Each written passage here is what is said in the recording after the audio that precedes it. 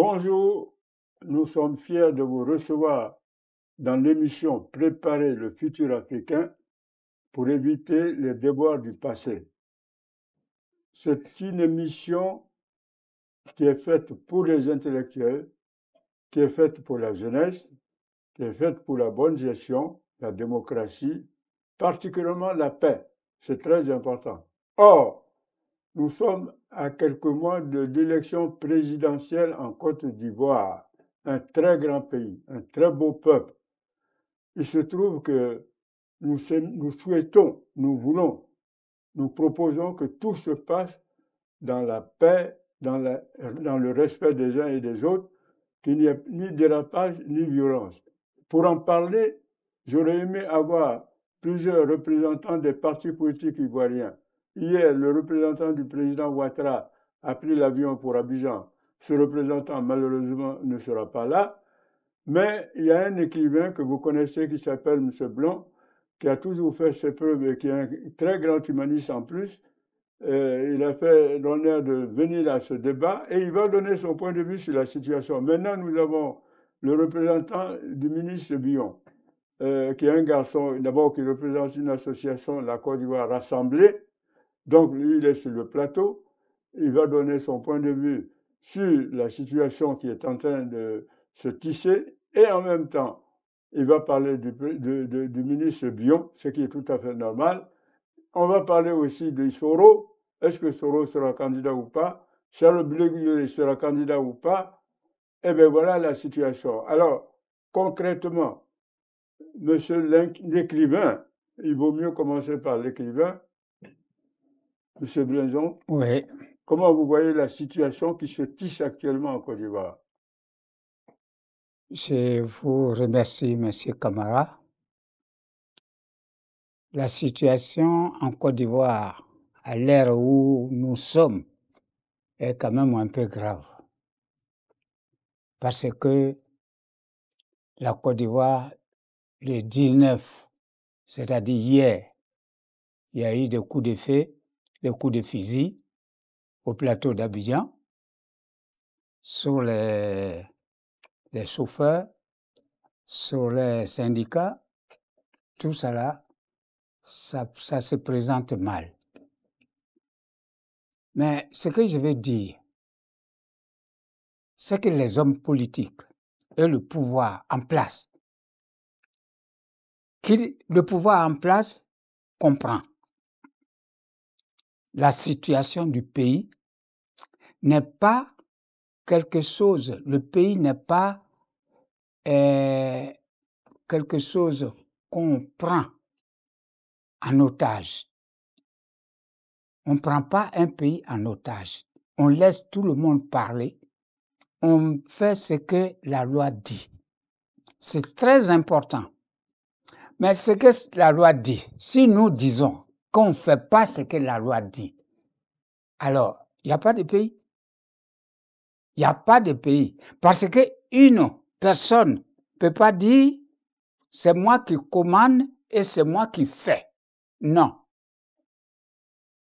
Et tout autour, les Ivoiriens, aujourd'hui, ils sont déchaînés en Côte d'Ivoire pour que la paix règne. Je souhaite et je recommande le pouvoir actuel, M. Ouattara. Je l'ai écrit 3 fois. Je lui ai écrit 3 lettres.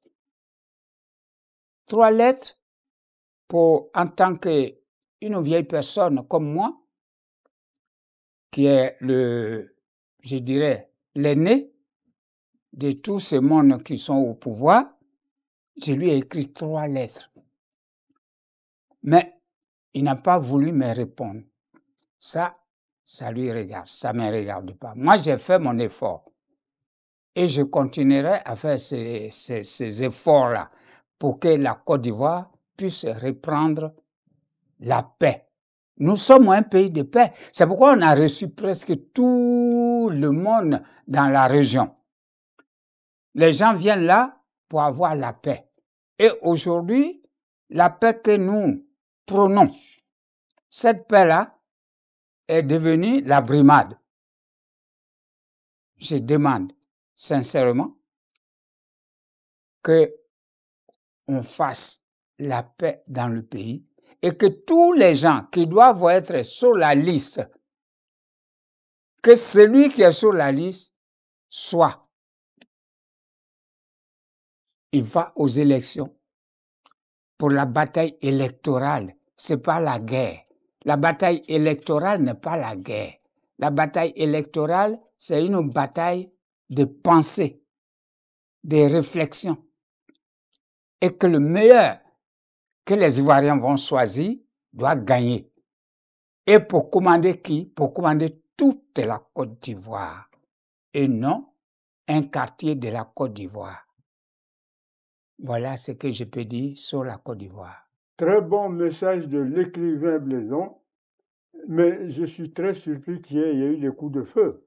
Oui, il y a eu des coups de feu hier. Et est-ce qu'on sait d'où vient effectivement l'origine de ces coups de feu? Ça, je ne sais pas exactement. J'ai eu un Babo Koné que nous tous on connaît ici à Paris, qui est actuellement à Ouagadougou, qui a présenté la vidéo. Et j'ai vu encore d'autres. Parce qu'il y a eu défilé hier au plateau. C'est les transporteurs. Mais le problème, qui a envoyé le coup de feu, ça, on ne sait pas. Il y a eu mort d'homme ou pas? Il y a eu des blessés. Il y a eu beaucoup de blessés ou Il y a peu eu de blessés? peu de blessés. Très bien. Mhm. Maintenant, il y a le représentant du ministre Bion qui est là, qui est en même temps président de la Côte d'Ivoire Rassemblée. C'est lui aussi un jeune qui fait la paix et qui parle de la paix. La première question que je vais vous poser, que devient le président, disons le ministre Bion dans tout ça? Est-ce qu'il se fait entendre? Oui, je vous dis bonjour déjà et je dis bonjour à tous les téléspectateurs. Et je suis très très heureux et ravi d'être sur ce plateau. Et vous passez les salutations du ministre. Donc le ministre Jean-Louis Bion, il va très bien. Et au-delà de ça, vous avez posé la première question qui est de savoir comment va la Côte d'Ivoire aujourd'hui au rythme des prochaines élections présidentielles que nous allons vivre. Et surtout, si j'ai un avis à émettre, je pourrais dire que la Côte d'Ivoire, avant ces élections, elle ne va pas très bien. Elle ne va pas très bien. Il y a beaucoup de soubresauts, il y a beaucoup de problèmes qui ne sont pas encore résolus.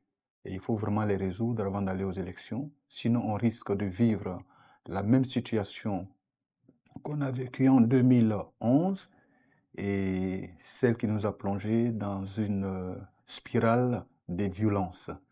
Donc, il faut appeler tous les acteurs politiques à aller à la paix, à s'entendre et permettre à ceux, les tenants aujourd'hui du pouvoir, d'écouter l'opposition et d'ouvrir vraiment la partie politique à toutes ces personnes pour qu'on n'ait plus à vivre des situations similaires à ce que nous avons vécu en 2011. Est-ce que Tidjane Thiam, qui vient d'être réélu à la tête du PDCIRDA, sera candidat ou pas? Sa candidature sera acceptée ou pas? Mais on peut poser la même question. Est-ce que Babo, une fois de plus, sera candidat ou pas? Est-ce que Charles Blé Goudé sera candidat ou pas? Est-ce que Soro sera candidat ou pas? Il faut poser la question parce que nous allons, nous, dans le sens de l'apaisement, leur candidature, effectivement, serait le bienvenu. Oui. Alors, si j'ai une réponse à donner par rapport à votre question, je dirais que aujourd'hui en Côte d'Ivoire, il faut ouvrir l'élection à tous les protagonistes.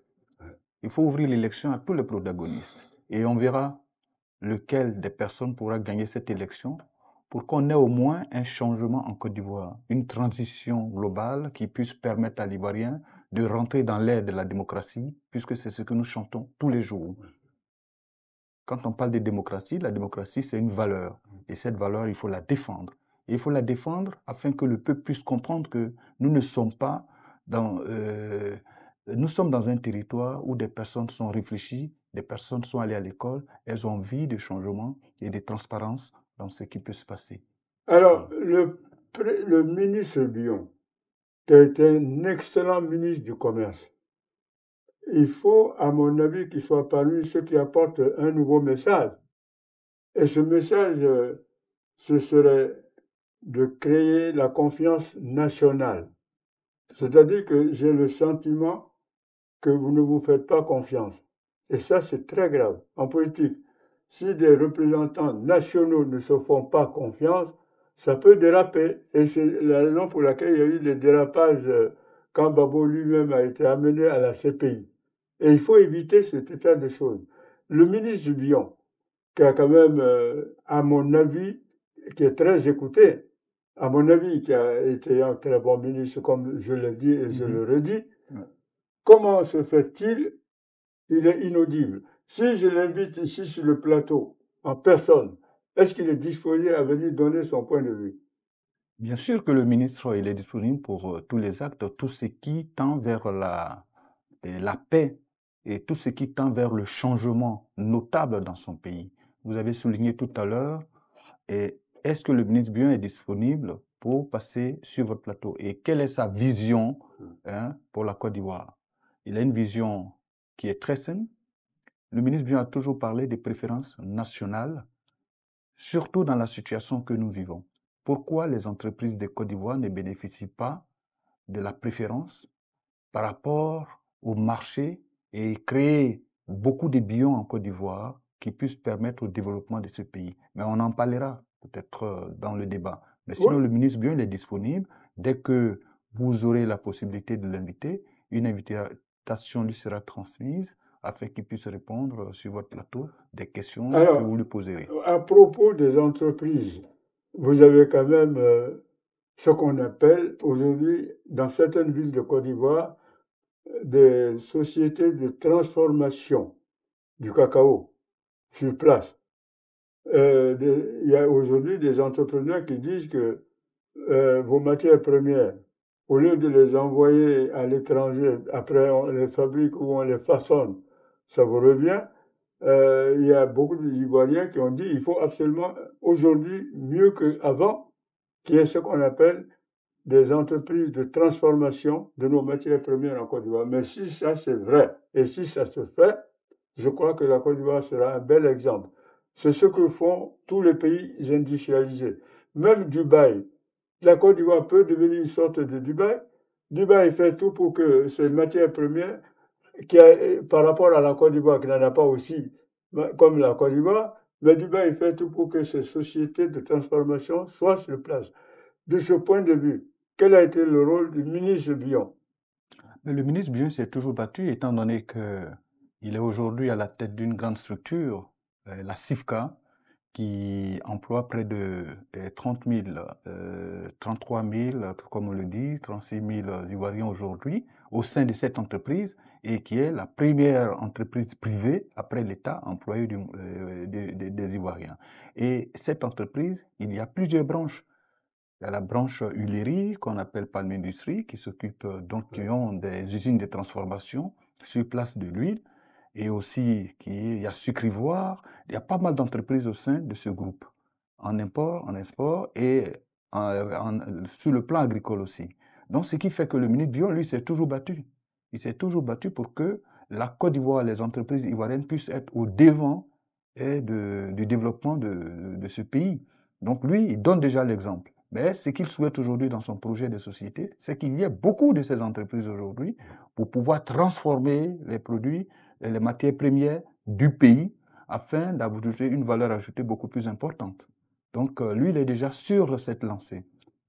Mais comme je vous disais tout à l'heure, sur le plan économique, nous reviendrons certainement dessus, étant donné que la Côte d'Ivoire aujourd'hui est le premier producteur de cacao dans le monde, avec près de 2 millions et quelques mille tonnes.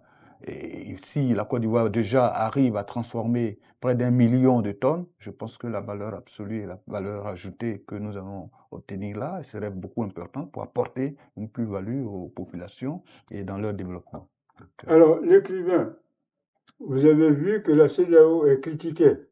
Or, la Côte d'Ivoire est l'un des moteurs de la CEDEAO. Comment se fait-il? Aujourd'hui, tout le monde essaye de taper sur la CEDEAO. Est-ce qu'il y a quelque chose qui ne va pas dans la CEDEAO? Monsieur Camara, vous-même, vous devez savoir que quelque chose ne va pas dans la CEDEAO. Quelque chose ne va pas dans la CEDEAO. Quelque chose ne va pas dans l'Union africaine. quelque chose ne va pas dans lui et moi. Parce que ces communautés internationales africaines qui doivent travailler pour les enfants de l'Afrique ne travaillent pas pour les enfants de l'Afrique. Ils travaillent pour les enfants de l'Europe. Ils travaillent. Regardez, ça m'a perturbé, ça m'a rendu malade, ça m'a fait mal. Il y a eu 70 personnes qui ont été tuées au Bénin, militaires, par des djihadistes.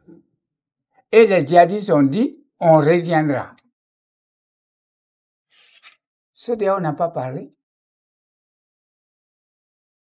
Alors, est-ce que CEDEAO-là, il va vers qui?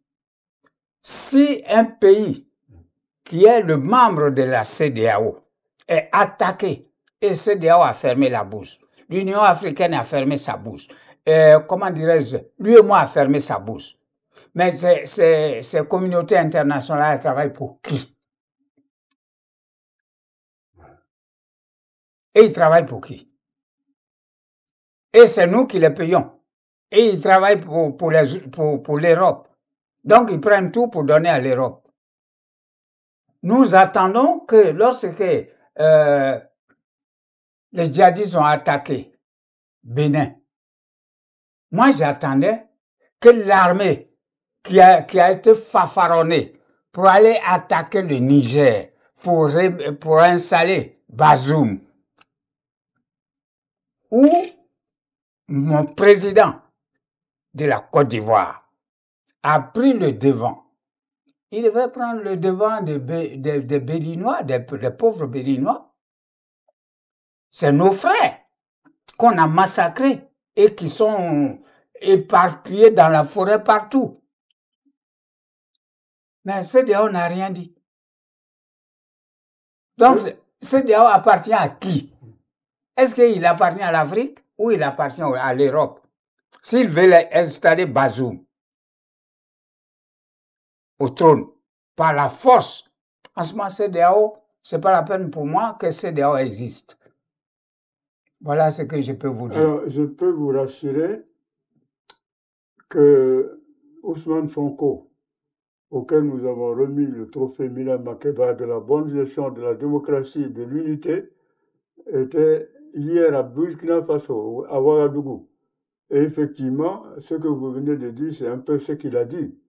C'est-à-dire que la CEDEAO n'est pas toujours parfaite quand il s'agit de prendre certaines décisions. Et c'est vrai que si le Bénin a été attaqué à travers son armée, le mieux aurait été que les armées de la CEDEAO viennent au secours du Bénin. Et je suis totalement d'accord avec vous. Donc, si j'ai bien compris, la CEDEAO, finalement, est quelque part bloquée. Alors, qui bloque la CEDEAO? C'est pourquoi le représentant du président Ouattara, s'il était là, aurait pu expliquer si, quelque part, la Côte d'Ivoire elle-même n'est pas manipulée. J'espère que non. Je n'ose pas le dire.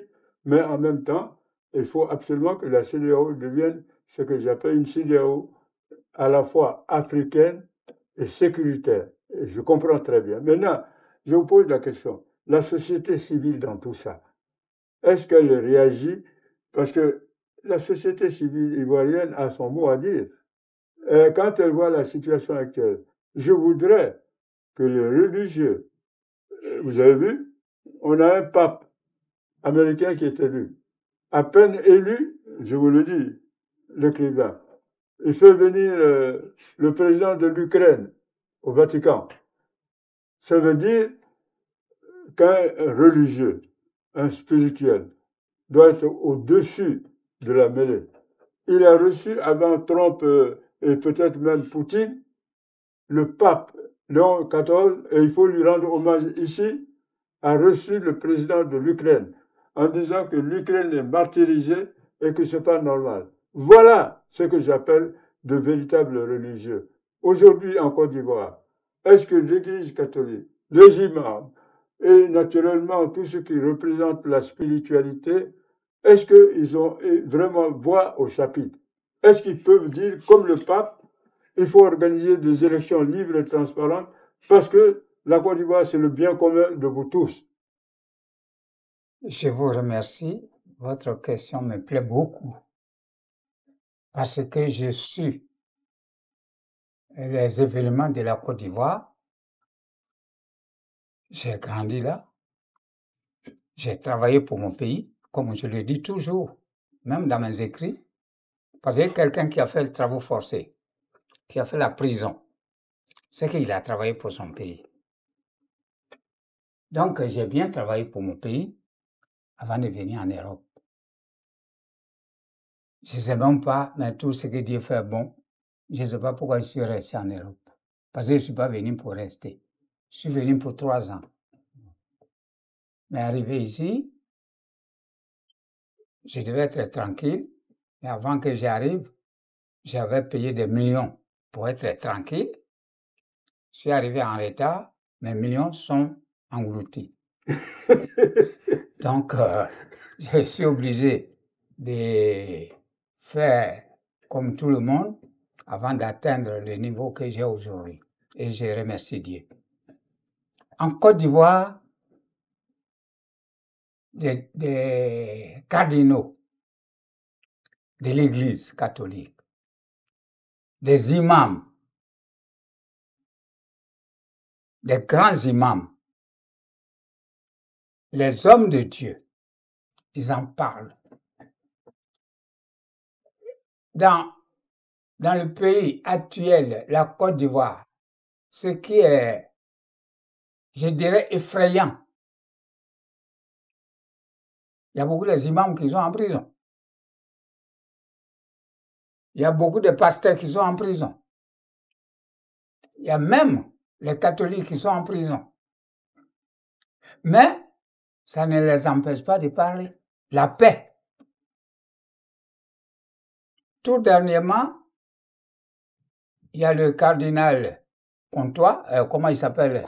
Courtois, qui a pris la parole, sincère, éloquent, qui a parlé que non, qu'on fasse attention. Parce que où on va, c'est pas l'endroit là qu'on peut aller. Il y a 2 imams qui ont parlé déjà, il n'y a même pas longtemps. Ça se parle à tout moment. Mais savez-vous, c'est pourquoi quand on dit Dieu existe, les gens ne croient pas. Celui que Dieu endurcit le commandement, c'est Dieu qui endurcit le commandement. C'est ça qui a fait la guerre entre Moïse et Pharaon, qu'on appelle au moment où les Juifs étaient esclaves en Égypte. Parce que le Pharaon, comment il s'appelle, Ramsès II, ne veut pas laisser les Juifs partir. Or, pourtant, c'est leur père qui a aidé, qui était le gouverneur. Joseph était le gouverneur de l'Égypte pour donner à manger aux Égyptiens. Donc, le premier pharaon, qui est le père de Ramsès, il dit, bon, comme vous avez permis, et avec votre spirituel, nous vivons tranquille, donc restez ici. Mais l'autre, son fils qui est venu, il voit pas les choses de la même manière. Il dit, bon, moi je vous prends comme esclave. Et c'est ça qui a eu notre déclin aujourd'hui, le déclin de l'homme noir sur la terre des hommes. Notre déclin aujourd'hui, ça vient de là. Parce qu'on a été, Dieu voulait pas nous effacer. Mais il dit, vous allez travailler pour les autres, ils vont marcher sur vous et ils vont manger vos richesses. C'est ce qui se produit actuellement. Sinon, les papes, les cardinaux à Abidjan, les pasteurs à Abidjan, les imams à Abidjan, ils en parlent. Même les majorités sont en prison, mais ils en parlent quand même de la paix. Ils n'appellent pas la vengeance. Voilà ce que je peux vous dire. Je vais pouvoir Bien sûr. je vais pouvoir rebondir un peu sur Bien ce que sûr. dit notre cher doyen sur le plateau. Au fait, moi, je reste un peu dubitatif sur la façon dont on parle de la liberté des hommes de Dieu en Côte d'Ivoire. Moi, je peux dire qu'ils sont un peu muselés parce qu'il y a beaucoup de divisions aujourd'hui en Côte d'Ivoire. Il faut le dire. Ça, on ne peut pas se cacher le voile. Si on prend l'exemple, quand il s'agit des catholiques, des pasteurs catholiques qui parlent de la situation de la Côte d'Ivoire, qui parlent de la défense des droits humains, l'autre côté, ils vont dire, ben non, pourquoi? Parce qu'ils sont beaucoup plus alliés aux gens de l'opposition. Quand je parle des catholiques. Et quand c'est comment on appelle ça, nos frères musulmans aussi qui en parlent, ceux de l'autre côté diront, ah ben tiens, ils prennent position pour le parti au pouvoir. Donc si vous comprenez bien, dans cette situation, il y a deux visions. Il y a ceux qui sont les tenants du pouvoir, qui s'allient les bonnes grâces des religieux, parce que on dit en Côte d'Ivoire, dès que Ouattara, une fois il avait parlé de rattrapage ethnique, alors là, je vous dis que tout a déclenché en Côte d'Ivoire pour dire que tous les postes sont occupés par nos frères du Nord. Et ça a déclenché beaucoup de choses sur lesquelles on ne revient jamais. C'est pour ça en Côte d'Ivoire aujourd'hui, il faut refonder le pays. Il faut une nation. Je dis bien une nation. Ce n'est pas des tribus. Parce que vous voyez, ce qui nous fait mal en Côte d'Ivoire, c'est que chaque parti politique s'affilie à une ethnie. Quand on prend aujourd'hui le RHDP, la majorité des gens au RHDP, c'est nos frères du Nord. Quand on prend aujourd'hui le PDCI, vous allez voir, la majorité, c'est les gens, c'est la plupart du temps, c'est les Akans. Vous allez prendre, comment on appelle ça, l'UDPCI, qui est aussi un parti, eh bien, c'est la majorité de la plupart des gens de l'ouest de la Côte d'Ivoire. Chacun, et quand vous prenez le FPI, du moins le PPAC, c'est pareil, c'est les gens un peu de l'Ouest et nos frères BT du centre. Donc, à un moment donné, pour faire cette union-là, il faut vraiment revenir à la cohésion. Comment est-ce que nous pouvons faire pour que la Côte d'Ivoire soit une nation? Pour qu'on dise que tel parti, on ne veut plus le cataloguer à tel ou tel ethnie. À partir de cet instant, on aura réussi beaucoup de choses en Côte d'Ivoire. Donc aujourd'hui, quand on parle des religieux qui n'interviennent pas, s'ils interviennent, mais leurs voix sont inaudibles. Personne ne les entend. Ils parlent, ils interviennent, ils défendent des causes, mais les causes qu'ils défendent, en général, personne ne peut. Et c'est les gouvernants normalement qui doivent prendre à bras le corps ce que dit un religieux, pour dire, mais qu'est-ce qu'on fait? Comment est-ce qu'on revient dessus? De quoi vous parlez? Eh bien, écoute, on va faire des états généraux de la situation politique de la Côte d'Ivoire. On n'en a jamais eu. On n'en a jamais eu. Donc, il va être très, très difficile pour nous, aujourd'hui, pour que la Côte d'Ivoire, c'est pour ça que je dis qu'on a peur tous en Côte d'Ivoire.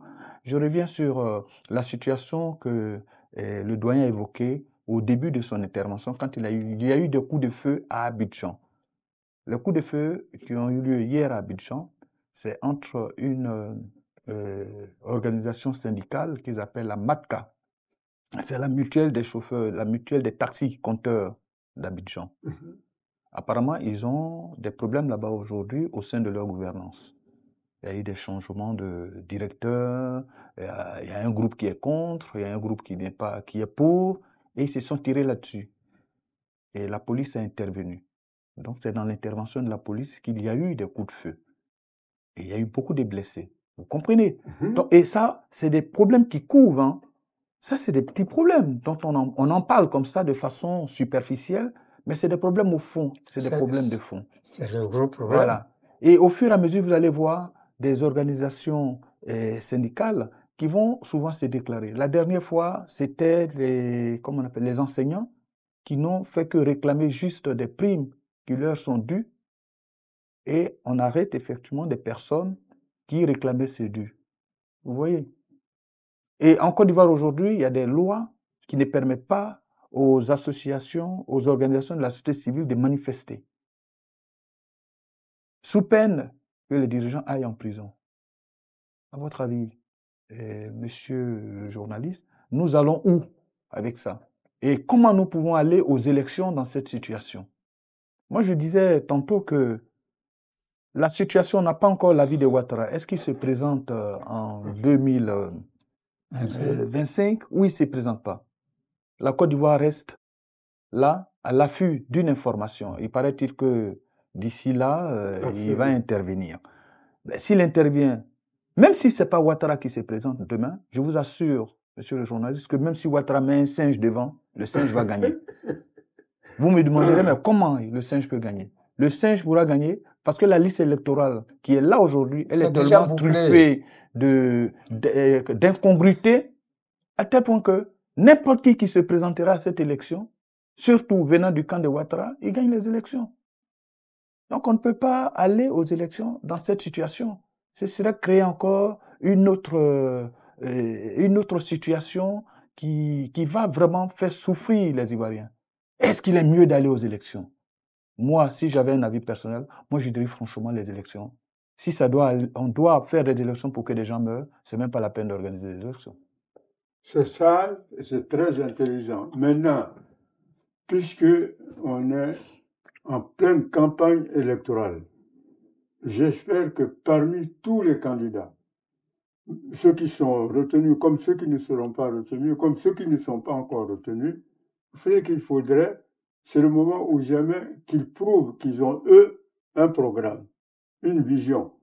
Par exemple, ce que vous venez de dénoncer, le bon candidat doit non seulement le mettre en avant, mais dire, voilà, si je suis élu, si les Ivoiriens sont avec moi, voilà comment je vais faire pour que la Côte d'Ivoire se réconcilie avec elle-même. Je vais vous citer le cas du Sénégal. Avant que les Sonko ne viennent au pouvoir, c'était le désordre et le chaos. C'était la violence. C'est-à-dire que Macky Sall avait fait de son parti un parti État. C'est-à-dire celui qui gouvernait, celui qui dictait tout ce qu'il fallait. Il se trouve qu'un candidat qui était en prison et qui avait une vision, Bassirou et Sonko, sans même être, disons, dans les tribunes pour dire, voilà, nous avons tel ou tel machin, ils ont fait l'unanimité. C'est-à-dire qu'ils ont su rassembler autour des valeurs humanistes sénégalaises, ils ont su faire ce qu'on appelle front. Est-ce qu'on peut trouver en Côte d'Ivoire ce genre d'homme politique, c'est-à-dire qui fait bloc, c'est-à-dire quand il s'agit de défendre l'unité nationale, la démocratie, la bonne gouvernance, qui fait bloc.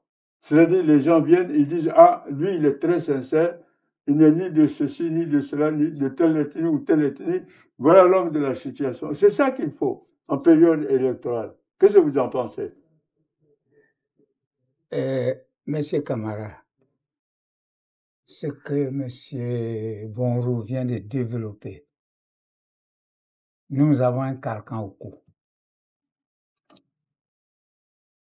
Actuellement, comme ça a été dit, les partis politiques sont devenus, comment dire, les petites villes. Je dirais même les petites nations dans la nation. C'est-à-dire, celui, je prends PDCI-RDA, lui, c'est PDCI-RDA Baoulé. Bon. Carrément.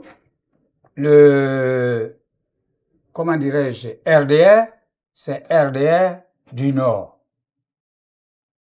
Solo Guillaume, comment on appelle son parti déjà? GPS. GPS, c'est GPS du Nord.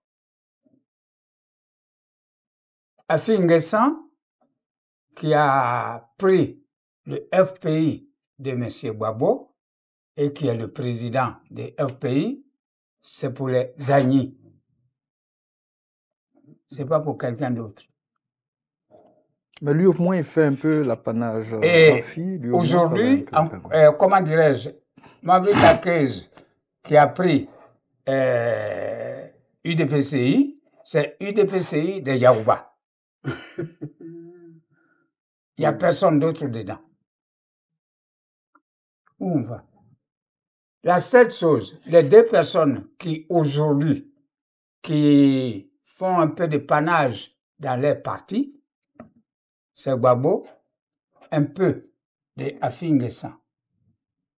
C'est Babo qui a des musulmans, largement, qui a de tout l'Ouest beaucoup de musulmans, du Korogo, d'Odjene, de comment dire, Ségela, hein, beaucoup, et qui sont à la tête. Il y a actuellement Diaby Youssouf qui fait le tour du Nord et qui se promène partout au Nord pour recueillir les bonnes nouvelles.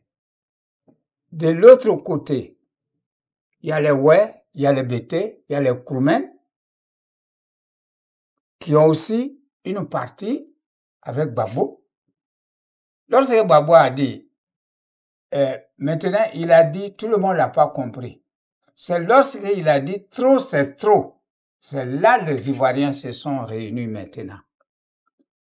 Pour dire bon, trop c'est trop là, parce que tout le monde parle maintenant. Même les Djoula du Nord, ils en parlent trop c'est trop. Parce que, comment dirais-je, le marché d'Adjamé vient d'être brûlé. Et on ne sait pas qui l'a brûlé. Et toutes les femmes qui vendaient les pagnes, les femmes du Nord, il n'y a pas Djoula.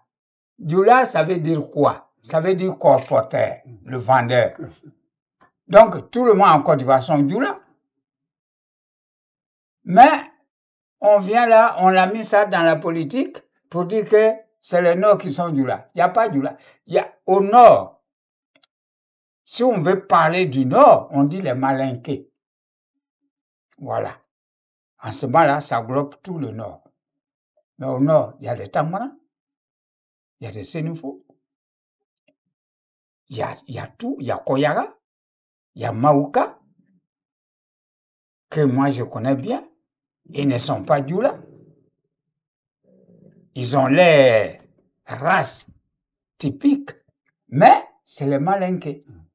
Si on dit les Malinqués, je comprendrais. Mais quand on dit Djoula, là, moi, ça ne me dit rien. Alors, ça tombe très bien. C'est le moment où jamais que le ministre Bion, qui semble être un homme modéré, doit se faire entendre. Ce que vous venez de dire est très grave. Si ce ne sont que des partis ethniques, mais forcément, ça va créer la violence. Bien sûr. Alors, le rôle des intellectuels, le rôle des ministres modérés, qui ont une vision, c'est de dire qu'il faut arrêter ça dès maintenant. C'est pourquoi je dis que Bion serait le bienvenu sur ce plateau. Oui. Mais pas seulement Bion. Si l'homme de Dieu, vous aviez pu faire venir le représentant de Babo, il aurait donné sa version. C'est ce qui fait la valeur de ce type de débat. Donc, une fois de plus, j'invite Bion s'il peut venir en personne, Tidjane Thiam s'il peut venir en personne, Babo s'il peut venir en personne, même Ouattara s'il veut venir en personne. C'est clair, net et précis. La situation est telle qu'il faut que ceux qui veulent la paix en Côte d'Ivoire soient interrogés par la presse internationale, pas seulement par la presse locale, mais par la presse internationale. Oui. Donc, Bion, qui est un homme assez modéré et qui a fait ses preuves et qui, franchement, à mon avis, ne cherche pas le pouvoir pour le pouvoir. C'est lui qui doit commencer à expliquer ce que vous venez de dire. Oui, moi je suis entièrement d'avis avec vous, puisque je suis son représentant. Je suis même heureux à la fois et très honoré de savoir que vous lui lancez une invitation directe et qu'il répondra dans les meilleurs délais à cette invitation. Et vous dire que M. Bion, dans sa vision pour la Côte d'Ivoire, c'est une vision futuriste. C'est quelqu'un qui a analysé toute la situation, qui se place au centre du guet, au milieu de la mêlée. Bion, il a des amis un peu partout. Vous savez, la Côte d'Ivoire aujourd'hui, c'est un pays où on ne parle que des violences, mais les gens et d'autres, ceux qui sont de l'autre camp, ils vont vous parler de développement des pays émergents, alors qu'il y a une femme, elle peut mourir à l'hôpital sans être soignée. Dernière information, c'est que l'État de Côte d'Ivoire, à partir de ses institutions, vient de signer des accords avec la compagnie aérienne Corsair pour avoir des tarifs préférentiels. OK? Des tarifs préférentiels entre eux, leur famille, pour pouvoir voyager sur des tarifs préférentiels. En tant que le bas peuple qui a envie de voyager peut payer des tarifs plein pot. Et encore le comble, c'est qu'ils viendront se soigner ici en Europe. Ils ont choisi un hôpital qu'on appelle l'hôpital américain, où ne serait-ce que la nuit simplement passée dans cet hôpital, quand on ne vous apporte pas de soins, est à peu près à 1 600 000 francs CFA. Et quand on vous apporte un soin, vous pouvez aller entre 58 millions de francs CFA. Et il y a un accord qui a été signé entre les institutions, les 5 institutions, l'Assemblée nationale, le Sénat, et au fait, 5 institutions en Côte d'Ivoire qui ont bénéficié de ça, de cet accord de partenariat. Vous trouvez ça normal dans un pays dont aujourd'hui la population a ne serait-ce que quintuplé? Les gens y souffrent. Personne, les enfants n'arrivent pas à manger à leur faim, n'ont pas 3 repas. Il faut dire d'abord 2. Ils n'ont pas 2 repas, même ne serait-ce qu'un seul repas. Les enfants n'arrivent pas à aller de façon correcte à l'école. On nous dit que l'école est gratuite. Moi, je pense qu'aujourd'hui, toutes les questions fondamentales doivent se tourner autour de ça. Que veut la Côte d'Ivoire? Comment la Côte d'Ivoire peut devenir un pays émergent? Et qui peut apporter ces développements à la Côte d'Ivoire? Moi, aujourd'hui, je dirais, ben, tiens, c'est mon candidat qui va l'apporter. Mais ce serait dans un débat contradictoire. Totalement. Totalement. Je n'ai pas envie d'être seul sur le plateau pour parler des projets de mon candidat. J'ai envie d'entendre, d'avoir en face de moi des personnes qui me contredisent et que moi, j'arrive à contredire aussi. Parce que j'ai des bases de contradiction à leur apporter. Je pense qu'au cours des prochains débats, on aura à débattre sur les projets de société de chaque candidat. Parlant des bions, je suis prêt vraiment à apporter la contradiction à ceux qui seront sur ce plateau. Aujourd'hui, nous sommes là, c'est vrai, nous parlons de la situation de notre pays, la Côte d'Ivoire, comment faire pour s'en sortir. Et nous lançons, moi, principalement, je lance un appel aux autorités aujourd'hui en Côte d'Ivoire pour qu'ils ouvrent le débat politique. Pour que nos politiciens n'aient plus peur de parler, que la liberté d'expression, qui est la base du développement et de la démocratie, soit de mise en Côte d'Ivoire. Nous ne pouvons pas rester là dans la peur, parce que la peur engendre le désordre. La peur engendre le désordre. Et les hommes politiques doivent comprendre, on ne dirige pas un pays dans la peur. C'est pas possible. Parce que quand vous dirigez un pays dans la peur, à un moment donné, vous-même vous aurez peur quand les autres viendront au pouvoir. Qui tue par l'épée, qui arrive au pouvoir par l'épée, périra par l'épée. Évitons ça, évitons les revanches, à chaque fois, les cycles de revanche, parce que l'autre m'a fait ça hier, moi aussi, si j'arrive là, je vais le faire. Je savais très bien, moi, dans mon jeune âge, que quand Ouattara arrivait au pouvoir, il avait un projet vraiment même quand vous êtes de l'autre côté, vous direz, mais tiens, mais la Côte d'Ivoire. Mais aujourd'hui, je vous assure que la Côte d'Ivoire se résume à Abidjan. Pour ceux qui ne le savent pas, tout le monde, quand ils vont à Abidjan, la Côte d'Ivoire se résume à Abidjan. Il n'y a aucun projet de développement sectoriel, aucun plan directeur pour toute la Côte d'Ivoire. Savez-vous qu'en Côte d'Ivoire, il n'y a qu'un seul aéroport international, sachant qu'il y a des pays de la sous-région qui ont au moins 2 aéroports pour pouvoir accueillir des vols internationaux. Il n'y a qu'un seul aéroport pour un pays de près de 32 millions d'habitants. Abidjan fait aujourd'hui 8 millions d'habitants. Je vous donne un exemple simple qui va surprendre certains téléspectateurs. Moi, je suis de Mans, mais quand je partais de Mans, la ville de Mans faisait 50 000 habitants. Je vous parle des années 86-84. À l'heure où je vous parle aujourd'hui, la ville de Mans, elle fait 596 000 habitants. Vous voyez la marge d'évolution. La ville de Diokoué. Diokoué, c'est la région du Guémon, qui a fait que 15 000 habitants. 15 à 20 000 habitants. Diokoué fait 272 000 habitants, à l'heure où je vous parle aujourd'hui. elle fait partie des 10 villes les plus peuplées en Côte d'Ivoire. Parce que c'est la boucle du café et du cacao dans cette zone. Et cette zone n'est pas développée, il n'y a aucune usine. Il n'y a pas de route. Il y a la route. Il n'y a pas de route. Et on parle du développement de la Côte d'Ivoire. Comment on peut développer un pays qui est premier producteur de cacao avec 2,4 millions de tonnes, qui produit de l'anarcade, qui produit du café, qui produit de l'ananas, de l'huile de palme. Vous savez, ça fait mal au cœur. Et nos dirigeants, vous savez, c'est la mauvaise gouvernance qui nous amène à tout ça. Il faudrait qu'on arrive à arrêter cette mauvaise gouvernance. Moi, à mon avis, la seule personne qui peut être amenée à arrêter ça, c'est Jean-Luc Bion. Dans son programme, je dis bien. Et c'est pour ça que je voudrais avoir en face de moi des personnes pour éventuellement lancer le débat. Qu'est-ce qu'il propose pour cette nouvelle Côte d'Ivoire? Et si nouvelle Côte d'Ivoire devrait y être? Parce qu'à l'allure où nous allons, je n'en suis pas sûr. Je ne suis pas rassuré. Parce que ceux qui sont au pouvoir aujourd'hui ne sont pas prêts de lâcher ce pouvoir. Parce que leur seule boussole, c'est Ouattara. C'est la garantie. Ils se battent d'ailleurs pour que Ouattara reste au pouvoir. C'est tout ce qu'ils font au fond aujourd'hui. Ils s'agenouillent même des fois pour dire, mais Ouattara, si tu sors de ce pouvoir, tu n'es pas candidat, mais on est tous morts.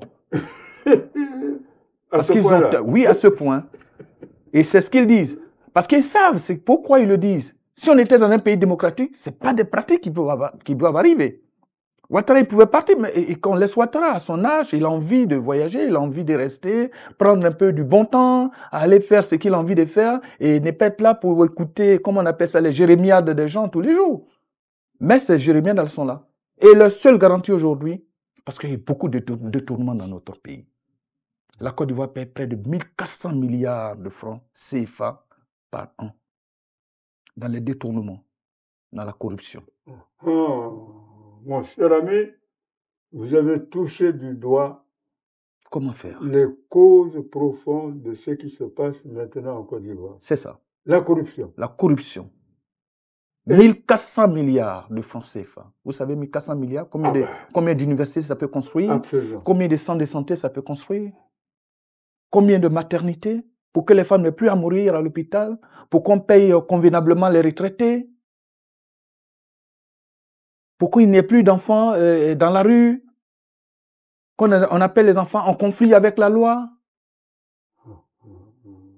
Donc c'est la corruption. Et la corruption est devenue, c'est même un cas d'école. C'est une institution. C'est une institution. Vous savez, la corruption, il faut le prendre de haut. Hein? Ah, mais je sais. Il ne faut pas le prendre de bas. Ce que les gens ne savent pas, ils aiment bien parler de corruption parce que le simple policier qui va dans la rue et qui dit, ben, écoute, donne-moi 1000 francs. C'est pas grave. Moi, je ne trouve pas que ça, c'est de la corruption. Mais, mon cher ami, hier, on était sur la chaîne parlementaire à l'Assemblée nationale qui a été enregistrée hier, qui va être diffusée d'ici la fin de ce mois. Comme bizarrement, on n'a fait que parler de la corruption. Voilà. Et on a donné un exemple précis. Laurent Désiré Kabila, un vaste pays comme la République démocratique du Congo, assis sur du cobalt, sur des mines d'or et de diamants. Ce pays gangréné par la corruption. Par la corruption. On en a parlé hier.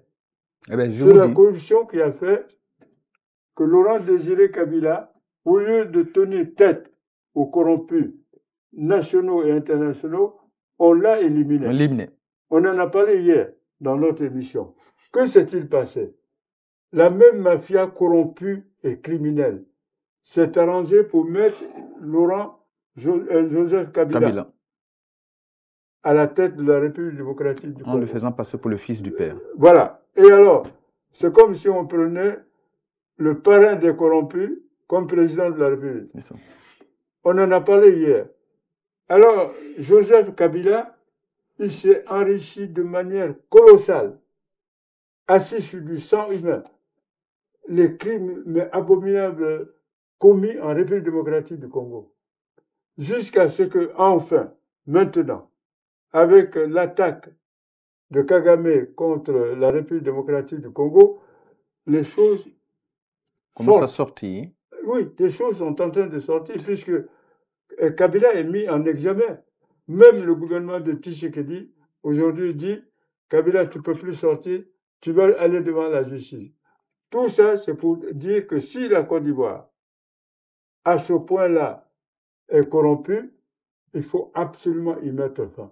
Oui, et moi je dis, il faut y et mettre je le fin dis, parce qu'on ne peut pas vivre dans la corruption. oui, on perd 1400 milliards de francs et aujourd'hui nous sommes endettés à une hauteur de près de 34 000 milliards de francs CFA. C'est pas normal. C'est pas normal. Et il y a pas les routes, on nous parle de routes, mais les routes, il n'y a pas de route à l'ouest. Il n'y a rien. Il n'y a pas de route à l'ouest. Aucune voie. Alors moi, le doyen va, je reviens parce que au fait, ça me fend le cœur quand j'en parle. Ça me fend le cœur quand j'en parle parce que je me dis non, j'aurais bien souhaité avoir des personnes en face de moi qui défendent ce pouvoir pour les ramener les pieds sur terre, pour dire que la Côte d'Ivoire c'est notre bien commun. Totalement. Nous n'avons pas le droit de rester en exil tout le temps. On a envie de retourner chez nous un jour et vivre des subsides du développement. C'est ça l'important. Mais aujourd'hui, c'est pas possible. On ne parle pas de développement sans parler de santé. On ne parle pas de développement sans parler d'éducation. On ne parle pas de développement sans parler de justice. Et c'est la justice qui est le socle du développement. Et quand je le dis, je sais pourquoi je le dis. Parce que quand je dis la justice, c'est la justice qui régule le monde, qui va réguler le monde des affaires, qui va réguler tout le monde. Et sans justice, pas de développement. Si la justice est aux mains du parti au pouvoir, si la justice n'est pas libre, rien ne peut être libre, aucun développement ne peut se faire. Eh bien, pour justement rebondir, et avant de passer la parole à l'écrivain, même les Français, quand ils se rendent compte qu'il y a la corruption, la justice... C'est la justice. On cite le cas de Sarkozy. De Sarkozy. Qui se prenait pour Dieu le Père, qui rayonnait par je ne sais quel verbiage, mais qui est corrompu. Voilà, exact. Alors, voilà un monsieur qui s'attaque même à Kadhafi. Parce que Kadhafi, quelque part, était quelqu'un qui nourrissait ses populations et il y avait la sécurité. Mais il fallait mettre la main sur le puits de pétrole en Libye. On l'illumine. La justice française, c'est pourquoi il faut que la justice ivoirienne s'en inspire. Pas seulement la justice ivoirienne. Ça va être difficile que la justice ivoirienne s'en inspire. Il faut qu'elle s'en inspire parce que Sarkozy a été mis en examen, Sarkozy a été condamné. Et je le dis tout de suite, la justice ivoirienne doit s'en inspirer. Si Sarkozy a été touché par la justice française, ceux qui sont corrompus en Côte d'Ivoire doivent être touchés. Il y a beaucoup de corruption. Il y a beaucoup de corruption. Net et précis. Beaucoup de corruption et beaucoup de... Vous parlez de la justice de la Côte d'Ivoire. La justice de la Côte d'Ivoire maintient la corruption. C'est lui le pivot de la corruption. Alors là, c'est grave. Ouais, moi je vous le dis. Parce que si vous portez plainte à quelqu'un, regardez, je vais vous dire une chose. J'ai été à Abidjan en 2019. J'avais ma voiture que j'avais vendue à quelqu'un en 2009. Et je lui ai dit, il m'a donné un acompte d'1 million. J'ai dit, bon, je laisse ma voiture chez mon neveu, tu payes totalement, avant, tu t'en vas prendre la voiture. Il n'a pas pris la voiture. Et cette voiture, c'est les hommes, pendant la guerre, les hommes de la rebelle ont pris la voiture. Je vais en 2020, le bonhomme me porte plainte. Je vais au commissariat, j'ai trouvé un lieutenant qui m'a dit, vous devez payer le type. J'ai dit, mais moi je lui ai pas dit de ne pas prendre la voiture. C'est qu'il n'est pas venu prendre sa voiture à l'heure voulue. C'est pourquoi on l'a pris. Pourquoi vous voulez que je le rembourse? Savez-vous ce qu'il m'a sorti? Il dit, vous êtes les hommes de loi là-bas. Ici, il n'y a pas la loi. Un policier, un lieutenant de la police du 16e arrondissement 16e arrondissement, je le dis fort, et je le dis haut et fort. Ils disent chez nous ici, il n'y a pas la loi. Si vous ne faites pas attention, moi je vous défère automatiquement. Ouais. Vous êtes vieux, je ne vais pas vous brutaliser, asseyez-vous ici, on va aller chercher, envoyer vos familles, ils vont aller chercher l'argent, et puis ils vont venir vous chercher. Et je suis assis au commissariat du 16e arrondissement jusqu'à que ma femme et mes enfants puissent envoyer de l'argent. Parce qu'il a dit, il n'y a pas la loi. Eh bien, il faut qu'il y ait la loi. Bon. Il y aura la loi. Et aujourd'hui, j'ai contenu un peu ces plaidoyeries. Aujourd'hui, nous voulons la loi. Parce que sans la loi, il n'y a pas de travail. Ce n'est pas les gens. D'ailleurs, la région qu'on appelle région du Nord, pour lesquelles le président Ouattara dit, comment dirais-je, je vais travailler pour Eni Djoula. Eni Djoula, là, il a même abandonné le Nord. C'est-à-dire les Djoula venant, les vrais Djoula, c'est-à-dire les colporteurs qui sont venus de partout, qui sont en Côte d'Ivoire, ce sont eux qui gouvernent avec lui. Alors, nous arrivons à la fin de ce débat. La force reviendra à la justice ivoirienne. J'espère bien. Je le dis parce que c'est comme ça et pas autrement. Et je promets que nous allons refaire un autre débat sur la Côte d'Ivoire. Cette fois-ci, je voudrais qu'il y ait tous les représentants de tous les partis politiques. Et je voudrais, et je le souhaite vivement, que la Côte d'Ivoire ne retombe pas dans la guerre civile comme ça a été le cas. Je ne le souhaite pas, ni pour la Côte d'Ivoire, ni pour aucun autre pays africain. Il n'y a pas mieux que la justice, il n'y a pas mieux que la paix. Donc, Bion est invité sur ce plateau, mais au même titre que tous les autres candidats, s'ils le veulent bien. Ici, il s'agit de débat ouvert, de débat de proposition pour que la Côte d'Ivoire avance, mais aussi la sous-région doit avancer avec la Côte d'Ivoire. Donc, je vous remercie d'avoir fait le déplacement.